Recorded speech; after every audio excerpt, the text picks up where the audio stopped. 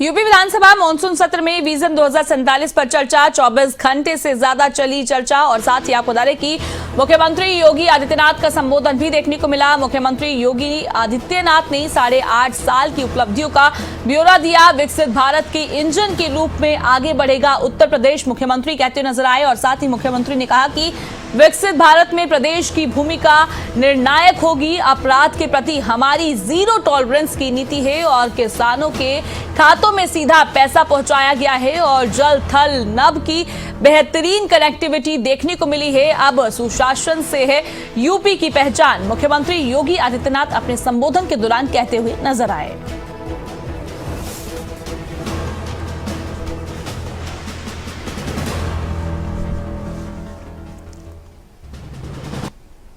सत्रह के बाद डबल इंजन की सरकार ने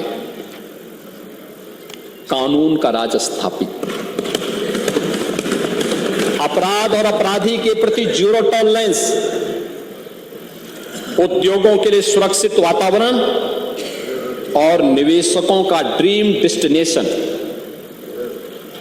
जल थल नभ की बेहतरीन कनेक्टिविटी, एक्सप्रेसवे, एयरपोर्ट, मेट्रो से जुड़ा,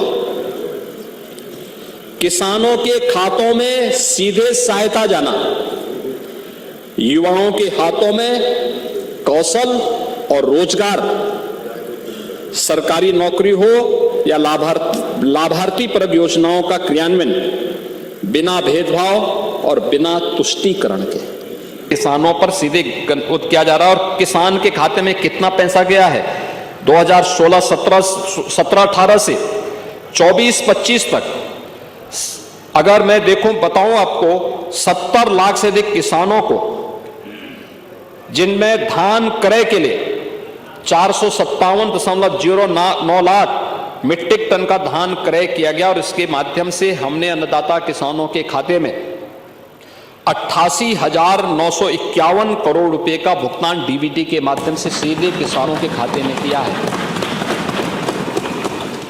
गेहूं खरीद में 51 लाख से अधिक किसानों के खाते में जिसमें उनसे खरीदा गया 204.26 लाख मीट्रिक टन गेहूं खरीदा गया और 35,933.46 करोड़ रुपए गन्ना ये धनराशि डीबीटी के माध्यम से उनके खाते में दिया गया। 17 से 25 के बीच में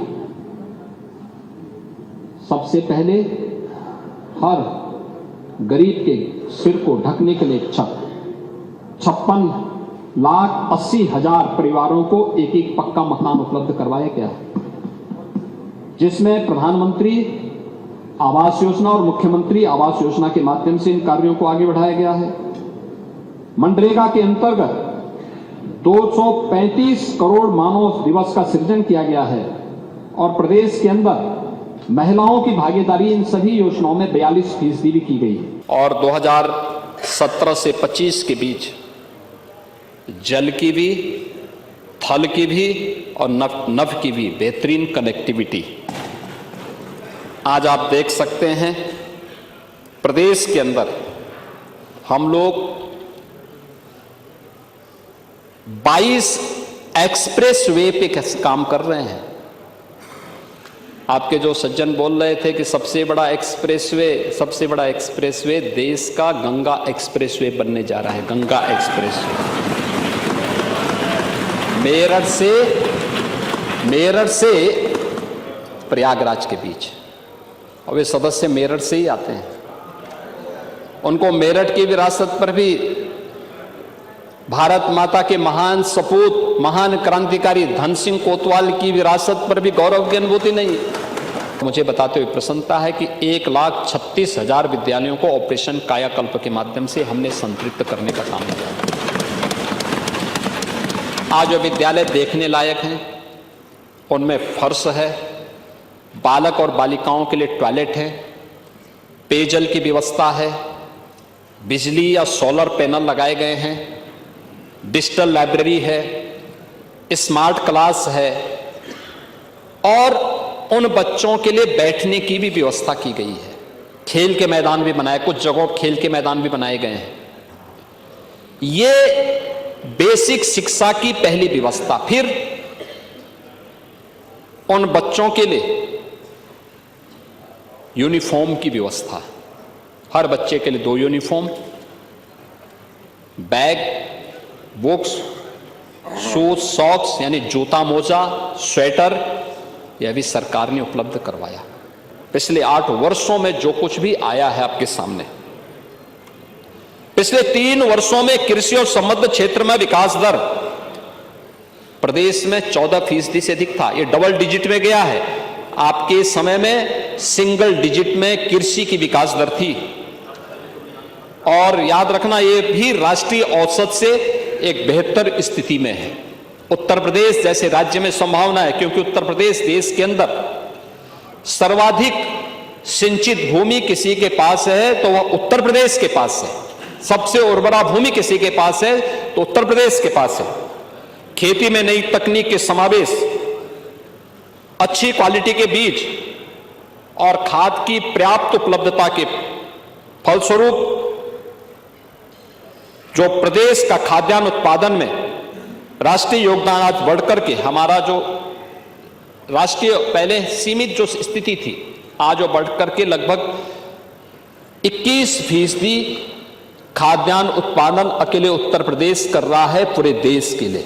जब 1947 स्वतंत्र भारत में जो भारत की जो जीडीपी थी, उसकी हिस्सेदारी थी,